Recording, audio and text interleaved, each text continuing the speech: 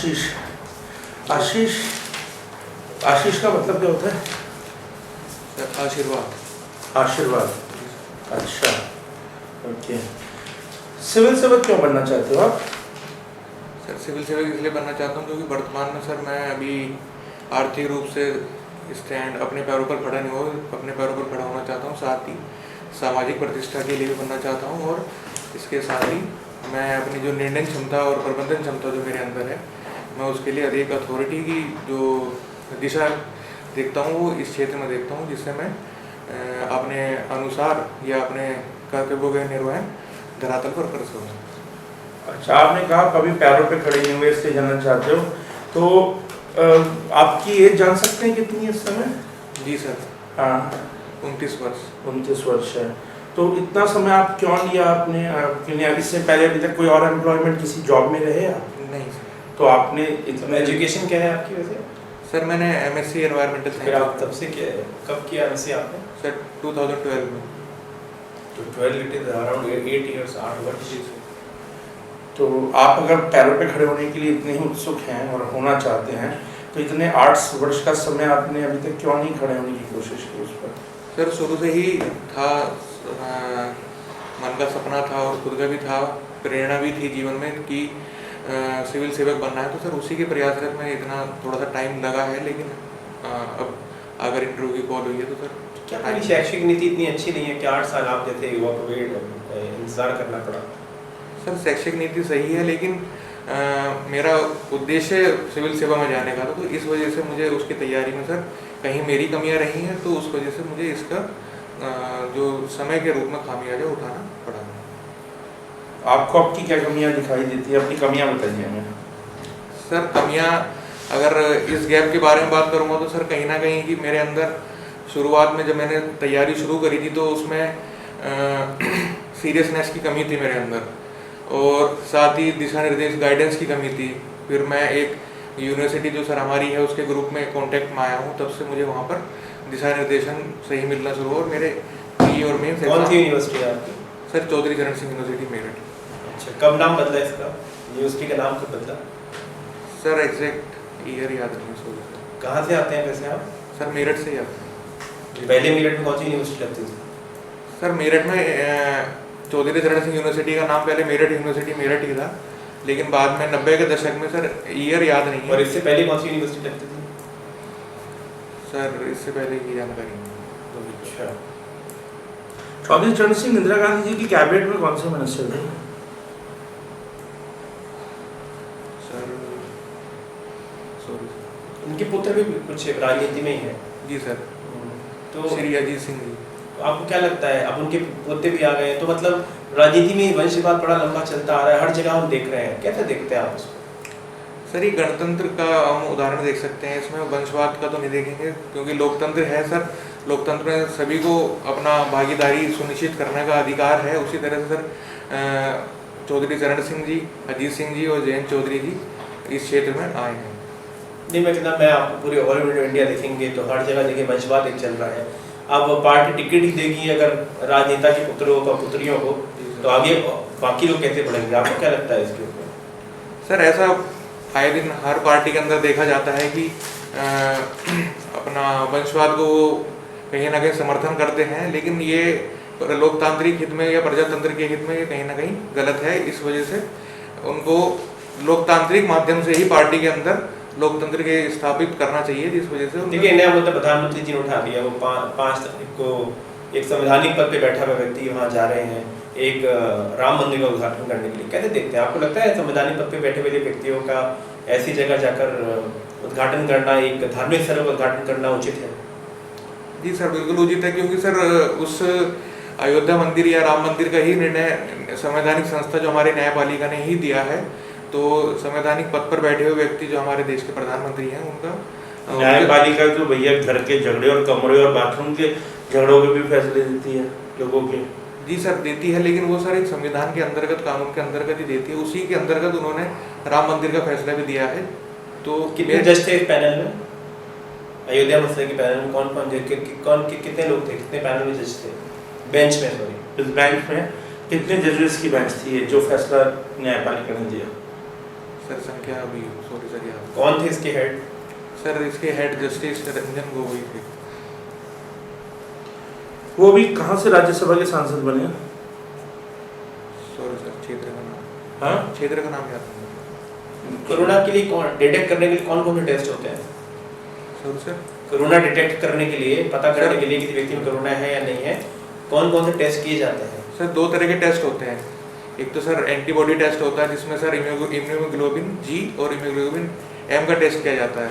अगर वो antibody positive होती है, एंटीजन के संपर्क में आने से वो रिएक्ट करती है जिसमें एक निश्चित कलर देती है वो, तो वो पॉजिटिव माना जाता है। दूसरा सर होता है नेज़ल सैंपल लिया जाता है। नेज़ल जो हमारे अंदर सर सैंपल लिया जाता है, उसके परीक्षण के दौरान उसमें हम PCR टेस्ट करते हैं, पॉलीमरेज चेन रिएक्शन का टेस्ट करते हैं, जिसमें RNA जो विषाणु का होता है, वायरस का होता है, उसको हम DNA में पॉलीमर करते पॉलीमर चेन रिएक्शन के द्वारा मल्टीपल। अभी उत्तर प्रदेश की स्थिति क्या है कोरोना में? कौन से स्थान पर है देश में नंबर ऑफ कंफर्म केसेस में? सर नंबर ऑफ केसेस का sir, number of confirm case में कौन से स्थान पर है उत्तर प्रदेश? आपको लगता है उत्तर प्रदेश अच्छा परफॉर्म कर रहा है कोरोना की दृष्टि से? सर दूसरे राज्यों से कंपेयर करेंगे तो सर कहीं ना कहीं उत्तर प्रदेश की स्थिति संतोषजनक या काफ़ी अच्छी मानी जा सकती है। क्योंकि सर अगर हम महाराष्ट्र की बात करेंगे, महाराष्ट्र में इस समय लाखों केस हो चुके हैं और यूपी में अभी हजारों में ही केस हैं। कैसे, मतलब आप कैसे कह सकते हैं? सर यूपी में एक तो जो मतलब क्या ऐसा किया है जो आपको लगता है उत्तर प्रदेश की स्थिति बेहतर है? जी सर, उसका ये कारण हो सकते हैं या उसका यही मेरे नज़रों में या सरकार के द्वारा जो गाइडलाइन दिशा निर्देश जारी किए गए हैं, जैसे उसमें सोशल डिस्टेंसिंग हुआ या लॉकडाउन का सही तरह से पालन हुआ, इन और स्वास्थ्य सेवाओं का जो हमारे जो चिकित्सक हैं या मेडिकल स्टाफ है, साथ ही पुलिस का उसमें जो रोल हम देखेंगे तो कहीं ना कहीं सकारात्मक रहा है। इस वजह से केसेस की संख्या अभी दूसरे राज्यों के कंपैरिजन में उत्तर प्रदेश में कम है। आपके हिसाब से कोरोना केस की वायरस आने का स्प्रेड जो हुआ है, इसका क्या कारण है? Is it natural, is it man made?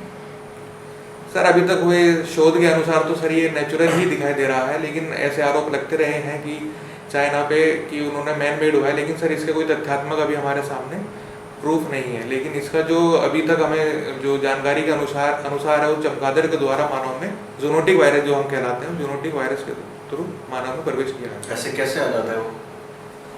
Sir कुछ वायरस या बैक्टीरिया या फंगस इस तरह के होते हैं कि वो एनिमल्स को तो इफेक्ट करते हैं, साथ में वो ह्यूमन को इफेक्ट करते हैं। उनके डायरेक्ट कांटेक्ट में आने से या उनका मांस खाने से या उनके पालने से, उनके कल्चर करने से वो इंसान में या मानव में आ सकते हैं। किसी भी वैक्सीन को आने में बहुत समय लगता है, मगर भारत सरकार 15 अगस्त को इसकी वैक्सीन लॉन्च करने की बात कर रही है, तो आप कैसे देखते हैं? एड्स की वैक्सीन तो आज तक नहीं आई है।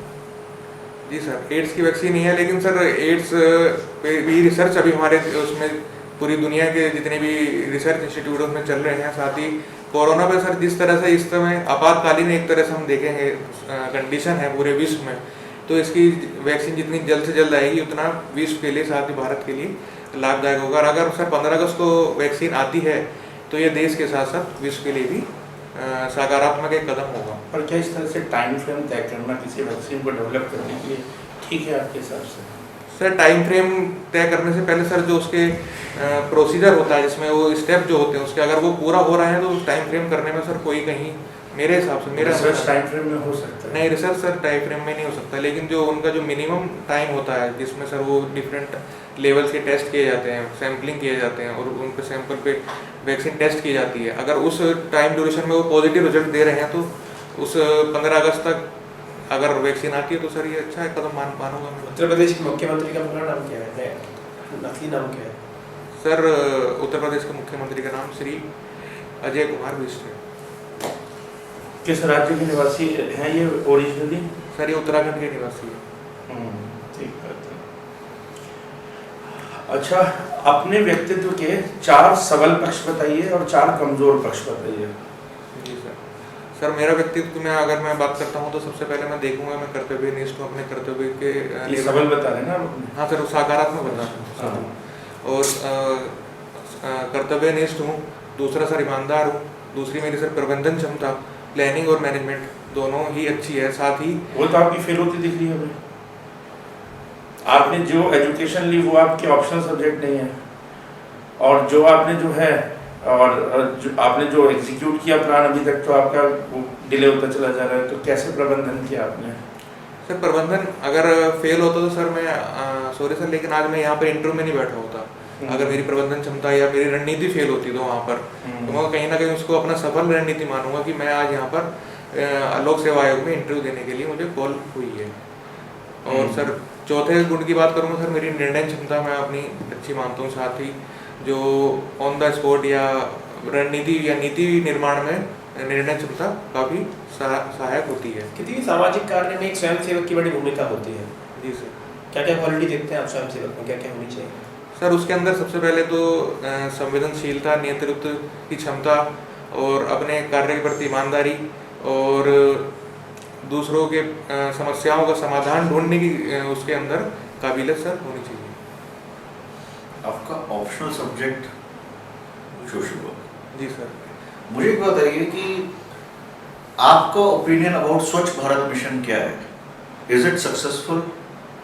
और अगर नहीं, इफ नो, अगर इसमें आप कुछ बदलना चाहेंगे तो क्या? सर स्वच्छ भारत अभियान का शुरुआत जब से हुआ है तब से ही इसके क्षेत्र में कहीं ना कहीं सकारात्मक परिणाम हमको देखने को मिल रहे हैं। तो सर मैं जैसे कि सर अगर मैं अपने क्षेत्र का ही उदाहरण लूँ सर, वहाँ पर पहले सड़कों के किनारे अच्छा खासा कूड़ा इकट्ठा रहता था, लेकिन अब पिछले कई सालों से मैं वहाँ नोटिस करता हूँ कि अब वहाँ पर कूड़े के ढेर नहीं होते हैं। सड़कों के किनारे किनारे नाली किनारे जैसे नाली ब्लॉक हुआ करती थी, अब वो नहीं होती है कम से कम। तो do you think it is successful in urban waste management?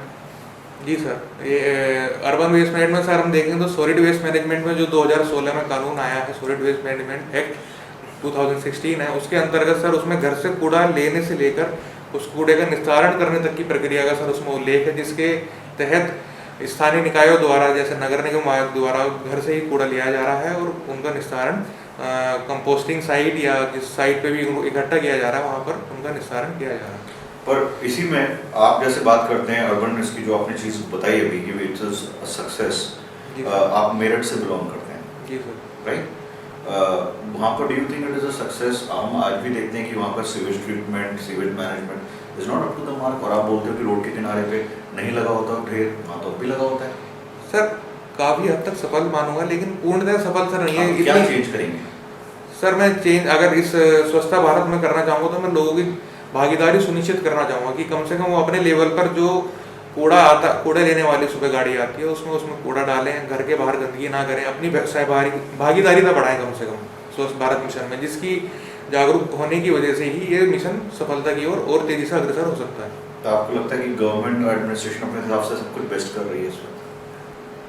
हाँ सर, बहुत हद तक मैं मानूंगा कि बहुत अच्छा और बेस्ट कर रही है। उत्तर प्रदेश में सबसे पहला कोरोना केस कौन से डिस्ट्रिक्ट में आया था? सर आगरा में। श्योर? जी सर। आगरा तो नहीं है सर, मेरी जानकारी का मतलब सर आगरा, अगर मैं गलत हूँ तो सॉरी सर।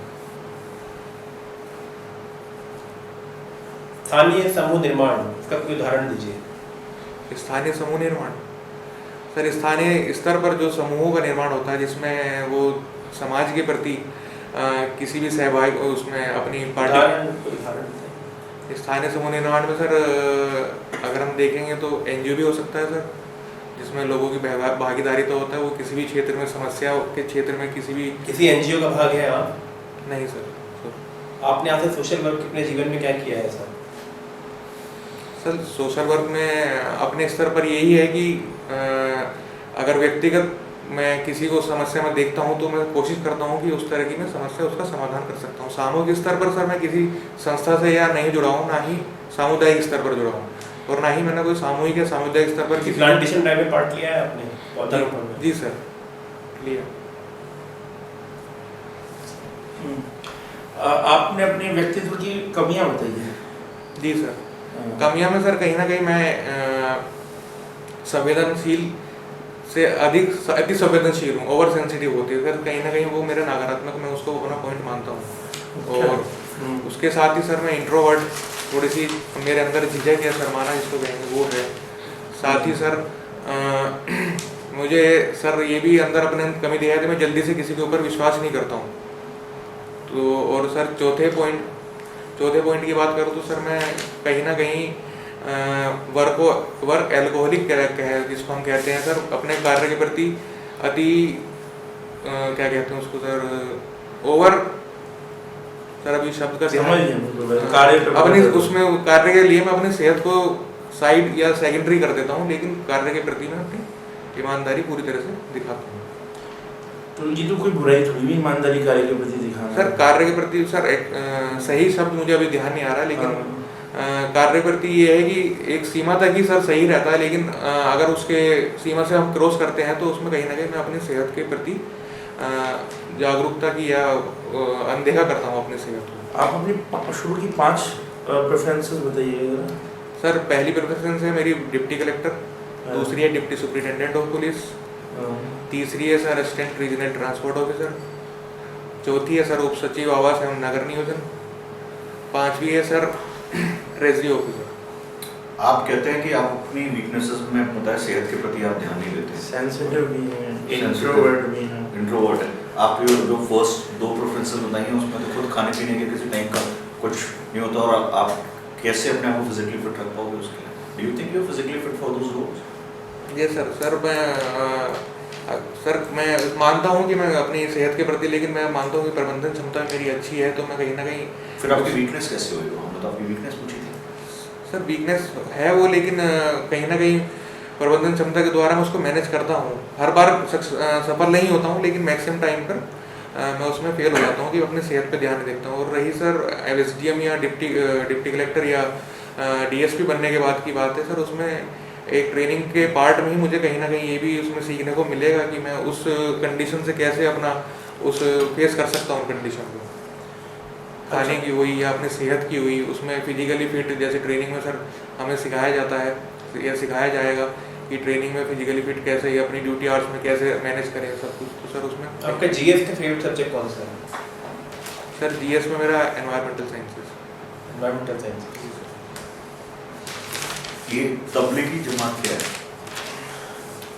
सर ये कोरोना का जब मार्च में लॉकडाउन हुआ तो सर तब से ये वर्ड शब्द है सुर्खियों में बहुत आया था, तबलीगी जमात। तबलीगी जमात सर दिल्ली में एक निजामुद्दीन सर मस्जिद के पास या दरगाह में कुछ दूसरे देश विदेश से लोग आए हुए इकट्ठे हुए थे। वो कहीं ना कहीं कुछ अपने धार्मिक प्रचार प्रसार के लिए वहाँ पर एक संगठन या समूह स्तर पर अपने प्रचार प्रसार कर रहे थे। तो सर उसमें उसको नाम दिया गया था या उनके द्वारा नाम दिया गया था तबलीगी जमात।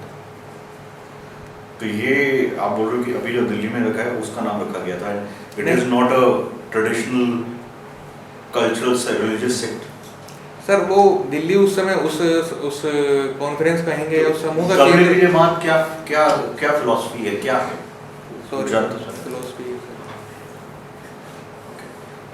तो अभी जो गवर्नमेंट ऑफ इंडिया के मास्क के बारे में गाइडलाइंस हैं उनको पता है?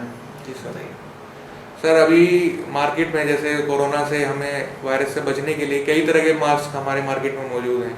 उसमें N95 इस समय सबसे ज़्यादा प्रचलित है, जिसमें ये कहते हैं कि 95% तक हमें उसमें सुरक्षा प्रदान होती है वायरस से।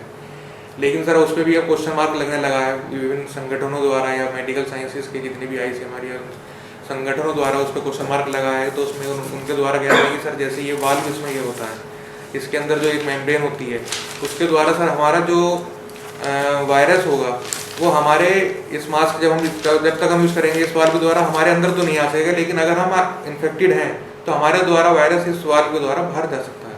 क्या आपने सही मास्क पहना हुआ है? सर अभी जो रिसर्च या जो न्यूज़ आ रही है उनके अकॉर्डिंग तो ये सही मास्क नहीं है। कल तो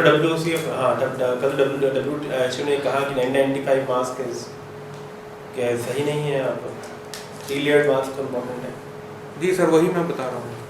तो सर अभी मार्केट में वो उस तरह के N95 में सर अभी भारत सरकार ने भी ये कहा है कि अब बिना वाल्व का जो है मास्क मार्केट में आएगा और तब वो कहीं इससे ज़्यादा सुरक्षित होगा। फिर सर दूसरे मास्क में जैसे कपड़े के मास्क हैं उनको हम धो भी सकते हैं, या फिर सर्जिकल मास्क कहीं ना कहीं हमारी सरकार द्वारा या मेडिकल जो इंस्टीट्यूट है उनके द्वारा बताया गया है कि वो कहीं ज़्यादा सुरक्षित है। लेकिन सर उसमें भी कहीं ना कहीं कमी है क्योंकि वो इस एरिया से और इस एरिया से खुला रहता है, तो उसमें भी ये तो आप मास्क के बारे में बता रहे हैं। मास्क पहनने के लिए किसको पहनना अनिवार्य है, कहाँ पहनना अनिवार्य है, उसकी गाइडलाइन क्या है? सर मास्क सभी 2-3 तरह के क्षेत्रों में हम पहन सकते हैं। एक तो अगर कोई संक्रमित व्यक्ति है तो उसको तो पहनना अनिवार्य है ही है, और अगर कोई अपनी प्रिकॉशनरी पहनना चाह रहा है तो सर वो भी मास्क पहनेगा पब्लिक प्लेस पर। Are you sure? जी sir. Are these the updated guidelines? कितना फाइन रखा है गवर्नमेंट ने अगर नहीं मास्क पहनता है तो? सॉरी अच्छा, यूट्रोफिकेशन ऑफ लेग क्या होता है? सर, यूट्रोफिकेशन को जैसे हम हिंदी में कहते हैं सुपोषण, उसमें सर हमारे डोमेस्टिक वेस्ट हुआ या इंडस्ट्रियल वेस्ट हुआ, उससे हमारे विभिन्न तरह के जो हमारे केमिकल जिसमें नाइट्रोजन और फॉस्फोरस मुख्य होते हैं वो हमारी वाटर बॉडीज़ में, जैसे लेक हुआ या तालाब हुआ या फिर नदियाँ हुआ उसमें, या स्टैंडिंग वाटर जो होता है उसमें चला जाता है। उसमें सर वो ओवर न्यूट्रिशन वहाँ पर प्रोवाइड कराते हैं, जिससे वहाँ पर जलकुंभी जैसे पौधों का या जो हाइड्रोफाइट्स कहलाते हैं उनका अति उत्पादन हो जाता है। तो उसमें यूट्रोफिकेशन कहीं ना कहीं उस वाटर बॉडी के लिए हानिकारक होती है, क्योंकि सर वो ऑक्सीजन की कमी उस वाटर बॉडी में कर देती है। फाइन। अच्छा, एक लेक जो एकदम साफ है और एक लेक जिसमें बहुत सारे पेड़ पौधे और जीव जंतु हैं, किसमें ज़्यादा लाइफ है? सर साफ होने का मतलब ये भी हो सकता है कि उसमें किसी तरह के न्यूट्रिएंट्स हो ही ना, और अगर किसी उसके पैरेलल में ही हम देखेंगे, अगर दूसरी लेक में अगर वहाँ पर जीवन यापन हो रहा है, अगर यूट्रोफिकेशन भी है, तो सर कहीं ना कहीं उसमें हम देखेंगे कि उसमें ऑक्सीजन या न्यूट्रिएंट्स की सप्लाई रेगुलर हो रही है, और उसमें जीव जंतुओं का जो है पालन पोषण उस लेक द्वारा एक इकोसिस्टम के नज़रिए से हो रहा है। अच्छा, आपके सब्जेक्ट था, आपने ऑप्शनल रखा अपना, आपने पढ़ाई के एनवायरनमेंट से, आपने ऑप्शनल रखा अपना सोशल वर्क, और आपके जितने के जो आपने अपनी प्रेफरेंसेस रखी हैं वो सारी ऐसी हैं जो कॉमर्स से रिलेटेड ज़्यादा हैं। ऐसा क्यों? आपका सोशल वर्क आपको कहीं प्रेरित नहीं कर पाया कि आप जॉब भी वैसी ही चुने? सर सोशल वर्क ये इतना प्रेरित क्या है कि सर 8 साल से पढ़ रहे हैं आप सोशल वर्क? नहीं सर, सोशल वर्क तो अभी पिछले 1-2 साल से ही पढ़ा। इसीलिए प्रेरित नहीं। इससे पहले क्या लिया था आपने? सर इससे पहले मैंने मेंस देने का कभी मौका मिला नहीं था। इससे पहले मैंने फॉरेस्ट्री के जो असिस्टेंट कंजर्वेटर ऑफ फॉरेस्ट और रेंज फॉरेस्ट ऑफिसर के उसमें एग्जाम होते हैं सर, उसमें मैंने अपना एमएससी का सब्जेक्ट एनवायरमेंटल साइंस और एक सब्जेक्ट फॉरेस्ट्री लेकर ही उसका एग्जाम मीन्स दिए थे। हाँ, तो ये प्रेफरेंस क्यों रखी है हमने? सर जैसे कि प्रॉपर पीसीएस की पोस्ट सर इसमें कही जाती है तो डिप्टी कलेक्टर की कही जाती है, जो होती है प्रोविंशियल सिविल सर्विस की, जो धरातल पे सबसे ज़्यादा लोगों से जुड़ा होता है। तो सर वो भी वही, उसका मेरा भी अंतिम उद्देश्य सर इस प्रेफरेंस में वही है कि मैं भी एक डिप्टी कलेक्टर बनूं सर। उसी तरह से डीएसपी का भी ये होता है कि वो अपनी सर्विस से मैक्सिमम लोगों को सर्व कर सकता है। या करप्शन के कुछ फायदे भी होते हैं? सर करप्शन के सर मैं तो नहीं समझता हूँ कि सर कुछ फायदे होते हैं। अच्छा, बिल्कुल नहीं लगता सर, मेरी जानकारी का मतलब मुझे। तो आपकी हॉबीज? सर मेरी हॉबी कुकिंग है। क्या बनाते हैं सर? वेज नॉन वेज दोनों बनाते हैं। गरम मसाले में कौन कौन से मसाले होते हैं? सर गरम मसाले में काली मिर्च होती है, छोटी इलायची होती है, बड़ी इलायची होती है, दालचीनी होती है, जावित्री होती है और जीरा भी होता है, और मुख्य तौर पे सर यही होती है। मुझे एक दो तेज पत्ता भी होता है सर। ये बताइए, आप जैसे वेज और नॉन वेज दोनों बनाते हैं, do you think what is मतलब which is more healthier, vegetarian और नॉन वेजिटेरियन? सर दोनों के ही अपने फायदे हैं। आप एनवायरमेंटल साइंस की स्टूडेंट हैं, पब्लिक से बताइए what is the effect of meat on the environment? Sir शुरू से ही पृथ्वी का जब से जन्म हुआ है तभी से सर नॉन वेजिटेरियन एक फूड की तरह देखा जाता है। सर वो ह्यूमन भी खाता था पहले और आज भी खाता है। उसी तरह से सर अदर जो मांसाहारी एनिमल्स हैं वो भी सर खाते हैं, तो वो न्यूट्रिशन का कहीं ना कहीं बहुत अच्छा स्रोत माना जाता है नॉन वेज। और सर मैं खुद भी इस बात से सहमत हूँ। ठीक है, but what is the impact of meat on the environment? Meat consumption का एनवायरनमेंट, आप तो एनवायरमेंटल साइंसेस के स्टूडेंट रहे हैं जी सर। राइट, तो उसका क्या इम्पैक्ट है? सर पॉजिटिव इम्पैक्ट में देखेंगे तो कहीं ना कहीं फूड चेन मेंटेन रहती है उससे, और नेगेटिव इम्पैक्ट ये है कि अगर ज़रूरत से ज़्यादा हम हंटिंग करते हैं अपने फूड सप्लाई को पूरा करने के लिए, तो कहीं ना कोई स्पीशीज सर उसमें एंडेंजर्ड या वल्नरेबल हो सकती है, एक्सटिंक्ट भी हो सकती है। But do you think it is related to climate change? उसका कुछ रोल है इसके अंदर? सॉरी सर पढ़ा है लेकिन अभी एग्जैक्ट ध्यान नहीं आ रहा क्लाइमेट चेंज के।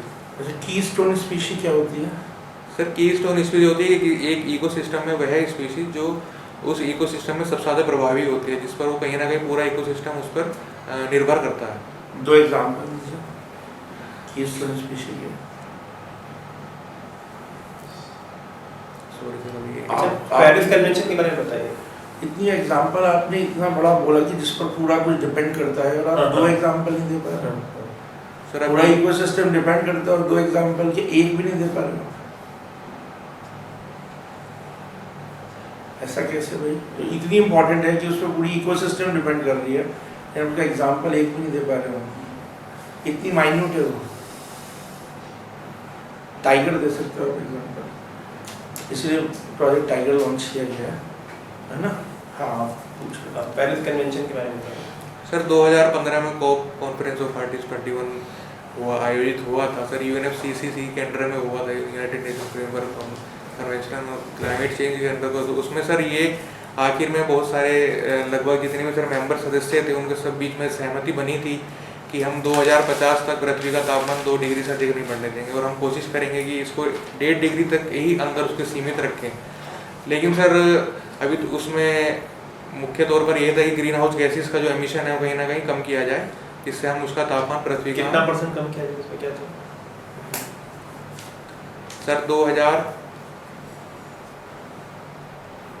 सॉरी सर एग्जैक्ट अभी वर्ल्ड का करंट मैलन्यूट्रिशन रेट क्या है? अभी पिछले ही बहुत बड़ी स्टडी आई है इसके ऊपर। जी सर। इंडिया का सर इंडिया का मालन्यूट्रिशन भारतीय संविधान के वो आर्टिकल्स बताइए जिनमें पर्यावरण पर चिंता व्यक्त की गई है। सर आर्टिकल नीति निर्देशक तत्वों का जो आर्टिकल 48A है उसमें आर्टिकल 48A। अच्छा। जी सर। हाँ उसमें पर्यावरणीय संरक्षण की बात की गई है। हाँ। और 48A फंडामेंटल ड्यूटीज में नहीं है कोई आर्टिकल? जी सर है। कौन सा? सर नंबर याद सर वही याद करने की कोशिश कर रहा था कि फंडामेंटल ड्यूटीज में है, लेकिन वो भी अच्छा, सरकार की कोई 5 स्कीम बताइए महिलाओं के लिए, सोशल स्कीम। सर सेंट्रल और स्टेट गवर्नमेंट दोनों की मिला था।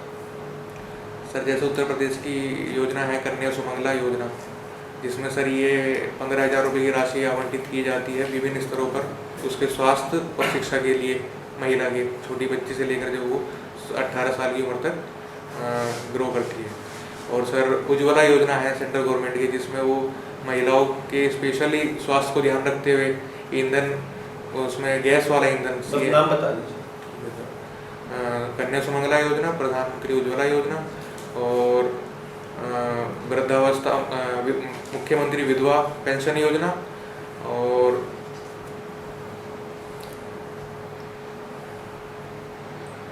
अच्छा, आपको पता लगता है कि आपका सबऑर्डिनेट को HIV पॉजिटिव है, डिटेक्ट हुआ है, कैसे डील करेंगे आप इस मामले में? और उसने कहीं ओपन नहीं किया है, आपको आके बता दिया है। सर क्योंकि HIV पॉजिटिव कम्युनिकेबल डिजीज नहीं है, वो सांस के द्वारा या उसके द्वारा हमारे ड्रॉप वाटर ड्रोवर्स की तरफ फैलती नहीं, तो सर उसमें उस स्तर पर हमें कम से कम घबराने की जरूरत नहीं है। अगर वो मुझ पर विश्वास करके अपनी ये बीमारी बता रहा है तो कम से कम मेरी प्राथमिकता होगी मैं उसकी बीमारी को, अगर वो चाहता है, मैं गोपनीय रखूँ, और कहीं ना कहीं उससे सहानुभूति रखते हुए उसके पूछूंगा कि उसकी क्या रिक्वायरमेंट या डिमांड्स है, वो क्यों मुझे अगर बताना चाह रहा है या मुझसे कोई स्पेशल उम्मीद कर रहा है, तो मैं उससे वार्तालाप करने के बाद उसको प्रेरित नहीं करेंगे कि शासन को लिख के दिए इसके बारे में? सर अगर वो चाहता है तो मैं उसको साथ प्रेरित कर सकता हूँ, लेकिन अगर वो नहीं चाहता है तो मैं उसको प्रेशराइज सर नहीं करना चाहूँगा, क्योंकि वो उसका बीमारी का सर वो उसका गोपनीय मुद्दा है। लेकिन मैं उसको सलाह जरूर दूंगा कि अगर वो किसी तरह से मेरी या शासन की या प्रशासन की मदद चाहता है तो उसके अपने स्तर पर मांग सकता है, जिसके लिए हम तत्पर रहेंगे। अभी आपने बताया कि आपने पहले फॉरेस्ट्री की पढ़ाई करी है, राइट? यूपी में कितने टाइप्स ऑफ फॉरेस्ट हैं? सर यूपी में अगर फॉरेस्ट की सर हम देखते हैं तो तराई क्षेत्रों में उत्तर प्रदेश उष्ण कटिबंधीय वर्षा वन होते हैं, और मैदानी क्षेत्रों में उष्ण कटिबंधीय पर्णपाती वन होते हैं। जो सर 2 ही हैं? सर मुख्य तौर पर 2 ही पाए जाते हैं, क्योंकि sir Uttar Pradesh sir 100% sure नहीं है। नहीं हूँ। अच्छा, एपिडेमिक और पेंडेमिक में क्या डिफरेंस होता है? सर एपिडेमिक एक छोटे स्तर पर फैलने वाली तेज़ी से बीमारी होती है, और पेंडेमिक जैसे कोरोना इस समय फैल रहा है विश्व स्तर पर तेज़ी से फैलने वाली, इसके एक बहुत बड़ी पॉपुलेशन को इफेक्ट करती है, वो पेंडेमिक बीमारी कहलाती है। अच्छा, एपिडेमिक छोटे स्तर पर फैलने वाली बीमारी। अच्छा, फाइन। अच्छा, बैक्टीरिया और वायरस के 3 डिफरेंस बताइए। सर वायरस क्योंकि फ्री आरएनए होता है जिसको एक होस्ट की आवश्यकता होती है, जो उसको सेल के रूप में मिलती है। सर बैक्टीरिया एक कंप्लीट अगर हम देखें तो सेल होती है, वो अपना जीवन निर्वाह स्वयं कर सकती है। और वायरस को सर निर्जीव भी कहा जाता है, लेकिन उसको बिना होस्ट के एक तरह से निर्जीव होता है, होस्ट के साथ वो सजीव हो जाता है, और बैक्टीरिया पूरी तरह से सजीव होता है। ज़्यादा खतरनाक कौन है फिर? सर दोनों ही खतरनाक हैं और पॉजिटिव भी हैं। बैक्टीरिया के सर हम फायदे भी देखते हैं, जैसे हम दूध में दही कन्वर्ट करते हैं, सर वो बैक्टीरिया ही जो उसको बैक्टीरिया कन्वर्ट करता है, वो हमारे लिए फ़ायदेमंद है।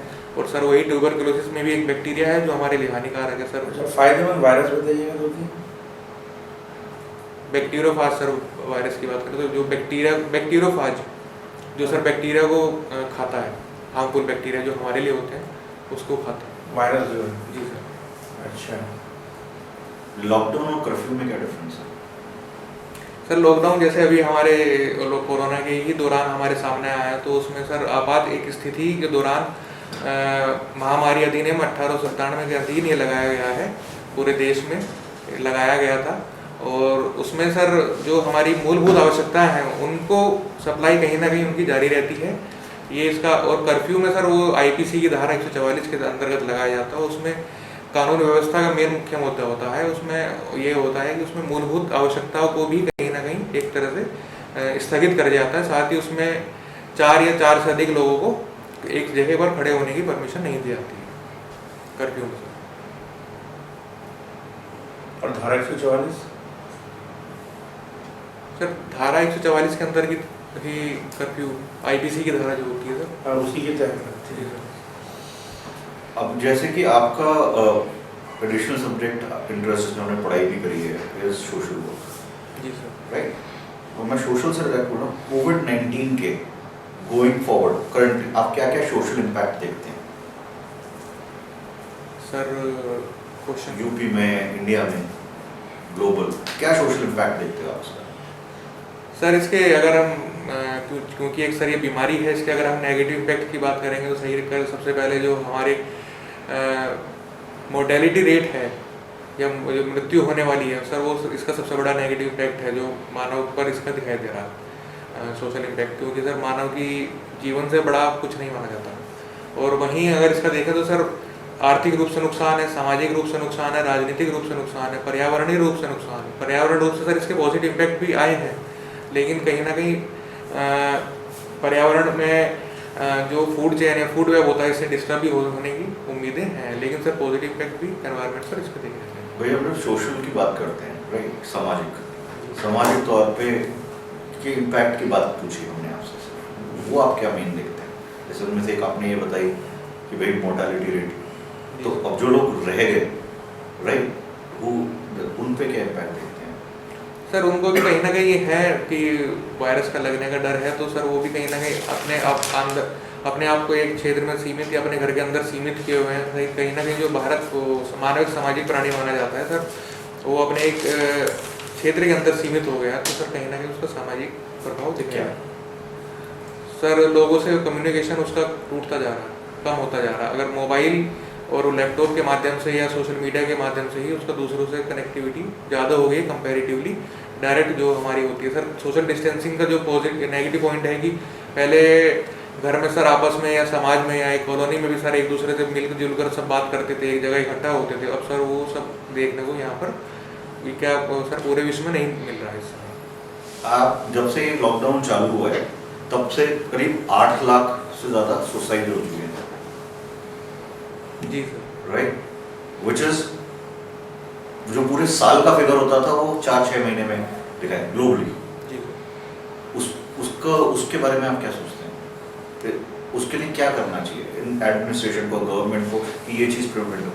सर सुसाइड सबसे पहले किसी भी समस्या का मेरी नज़रों में सर समाधान नहीं है। जो भी करते हैं मेरे हिसाब से वो गलत है। अगर उनको कहीं ना कहीं मानसिक तनाव के कारण ही सर इस तरह का लोग स्टेप उठाते हैं, तो अगर उनको मानसिक तनाव है सर, वो अपने घर में अपने दोस्तों से, अपने परिवार वालों से बात कर सकते हैं। साथ ही अगर उनको किसी तरह की आर्थिक आवश्यकता है तो वो शासन या प्रशासन से कह सकते हैं। वो कर सकते हैं, बट कल आप डीसी या डीएसपी इस तरह की पोजीशन पे आते हो, एडमिनिस्ट्रेशन में आते हो, आपको क्या लगता है एडमिनिस्ट्रेशन को क्या करना चाहिए इस चीज़ को रोकने के लिए?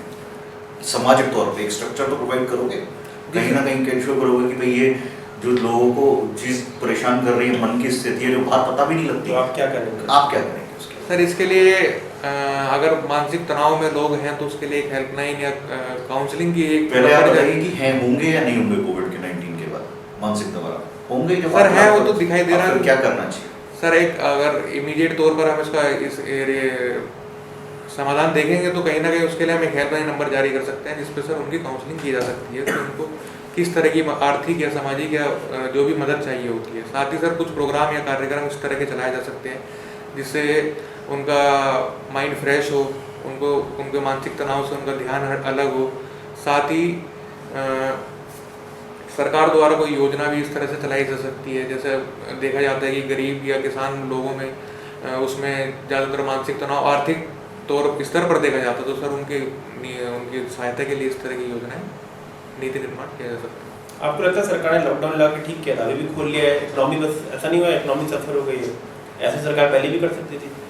सर जब लॉकडाउन लगाया गया था तो उस समय सर इतनी रिसर्च और डेवलपमेंट इस क्षेत्र में नहीं थी। हालांकि सर अभी भी नहीं है, लेकिन अब धीरे धीरे बढ़ता जा रहा है। और लॉकडाउन तब लगाना सर बहुत ज़रूरी था, हालांकि अभी भी ज़रूरी है, लेकिन अभी सर आर्थिक व्यवस्था को देखते हुए लॉकडाउन सर आर्थिक। तो आपको लगता है गवर्नमेंट एक्सेस नहीं कर पाई कि आर्थिक व्यवस्था खराब हो जाएगी, और गवर्नमेंट ने इसको लॉकडाउन जो पूर्ण लॉकडाउन था वो 2 महीने तक बढ़ा दिया, पूरा अप्रैल पूरा मई? सर इसमें इस समय भारत की क्या पूरे देश की पूरी दुनिया की अर्थव्यवस्था सर संकट में है, तो उसमें सर भारत ने जो मैं पूछ रहा हूँ, आपको लगता है कि अभी गवर्नमेंट ने अनलॉक का जो प्रोसीजर चालू किया जी सर वही ऐसी तरह लॉकडाउन पहले भी चल कर देती तो क्या प्रॉब्लम थी? जी सर उसमें सर कहीं ना कहीं हमारे जो आर्थिक व्यवस्था जो डगमगा रही है, तो उसको मिनिमम जो मेंटेन करने की जो पॉलिसी थी वो उसको संभालने के लिए अनलॉक 1 वही पूछ रहा हूँ कि अनलॉक 1 अगर 22 मार्च से लगा दिया जाता तो क्या दिक्कत थी, ये पूछ रहा हूँ मैं आपसे। सर अनलॉक लगा दिया जाता तो फिर सोशल डिस्टेंसिंग या फिर इस तरह की जो हमारी स्टार्टिंग में जो कदम उठाए गए थे उसका हमारे समाज में कोई पालन होता ही नहीं सर। तो लेकिन बेनिफिट क्या होगा सर उसका बेनिफिट सर अब कहीं ना कहीं कम्युनिटी स्प्रेड की तरफ हमारा जो देश में कोरोना का जो संक्रमण है वो बढ़ता जा रहा है। बेनिफिट स्टार्टिंग में सर पॉजिटिव रिजल्ट आए हैं दूसरे देशों से अगर हम कंपेयर करेंगे तो भारत में कहीं बहुत हद तक कमी थी, और अनलॉक 1 के साथ या अनलॉक होने के साथ साथ कहीं ना कहीं जो उसके केसेस नंबर ऑफ केसेस में बढ़ोतरी हुई है। कम्युनिटी स्प्रेड क्या होता है? सर कम्युनिटी स्प्रेड होता है जब किसी भी बीमारी या जैसे इस समय कोरोना का ही देखें तो बिल्कुल क्षेत्रीय लेवल पर उसका विस्तार या संक्रमण फैलने लगता है, तो कम्युनिटी स्प्रेड होता है। जैसे गाँवों के स्तर पर हो जाए या फिर छोटी बस्तियों के स्तर पर हो जाए तो वो उसको रोक पाना बहुत मुश्किल होता है, क्योंकि सर वो बहुत तेज़ी से फैलता है। लिव इन रिलेशनशिप और शादी आजकल नया कॉन्सेप्ट लिव इन रिलेशनशिप, जी सर। आप कैसे देखते हैं इसको? सर शादी एक अच्छा सामाजिक देखिए शादी टूट रही है, डिवोर्स ज़्यादा हो रहे हैं, तो क्यों ना लिव इन रिलेशनशिप अपना लिया जाए?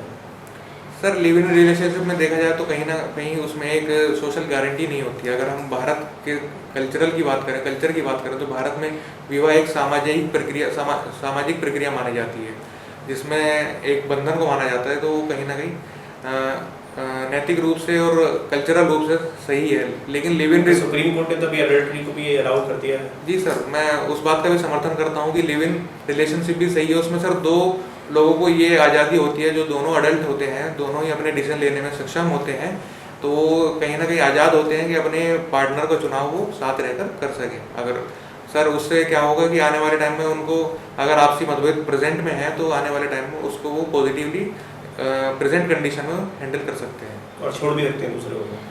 हाँ सर, अगर वो एक दूसरे के साथ अंडरस्टैंडिंग नहीं बना पा रहे तो छोड़ने में सर कोई बुराई नहीं। अगर कल को डाइवोर्स हो तो सर इससे अच्छा है कि आज ही हो जाए। और समलैंगिकता को कैसे आप देखते हैं? सर वो 2 लोगों का व्यक्तिगत मामला होता है, लेकिन उसको अब कानूनी मान्यता जैसे मिल चुकी है, तो उसमें मैं सही मानता हूँ सर। आपको लगता है ठीक है? सर हाँ, उन लोगों आपने कहा कि ये हमारे कल्चर के अगेंस्ट है, मतलब हमारे कल्चर का पार्ट नहीं, लिव इन रिलेशनशिप, तो क्या समलैंगिकता हमारे कल्चर का पार्ट है? सर कल्चर मानव ही बनाता, अपने लिए बनाता है सर। वो समलैंगिकता पहले नहीं थी लेकिन अब है। इसी तरह से लिव इन रिलेशनशिप का कंसेप्ट पहले तो नहीं आपको था। लगता है समलैंगिकता पहले नहीं थी और अब है? सर हाँ, पहले नहीं थी, या पहले लोग उसके बारे में बोलते नहीं थे। सर इतनी जानकारी नहीं है सर इस विषय पर, लेकिन सर हो सकती है सर पहले भी हो। तो ये एक अभी कैसे पनप गई? चलिए आपकी बात हम मान लेते हैं, अभी क्या अभी चीज क्या आया हुआ? कि क्या 2-3 चीज साल में आया? कैसे जाए कि एकदम से तो 4-5 समलैंगिक सालों हो गए। में हाँ लोग ऐसा पहले नहीं थे, अब हो गए। सर विश्व स्तर पर जो इसके खिलाफ इसके समर्थन में मुहिम चलाई जा रही है सर, उस वजह से ही ये देश, हमारे देश में भी कहीं ना कहीं इसको प्रमोशन मिला है। तो ये हम इम्पोर्ट कर रहे हैं बेसिकली बाहर से। सर अब ग्लोबलाइजेशन के टाइम में सर इम्पोर्ट करना तो उदारीकरण एक देखा जाए तो सर उसमें आर्थिक व्यवस्था भी आती है, साथ में सर सामाजिक व्यवस्था भी आती है। तो उसमें सर पॉजिटिव और नेगेटिव हम तो देखेंगे। ये नेगेटिव है पॉजिटिव है? सर मेरी नज़रों में सर पॉजिटिव है। पॉजिटिव है तो फिर, और इतनी पॉजिटिव चीज़ अभी हाल ही में भारत में आई, इससे पहले बाहर से आई ये चीज़, भारत में थी भी नहीं पहले। चलिए कोई बात नहीं। एक लास्ट क्वेश्चन पूछ लेता हूँ जी सर। अर्थ ओवरशूट डे क्या होता है? अर्थ हर डे आर डे नहीं, अर्थ ओवरशूट डे, एनवायरनमेंट का क्वेश्चन है।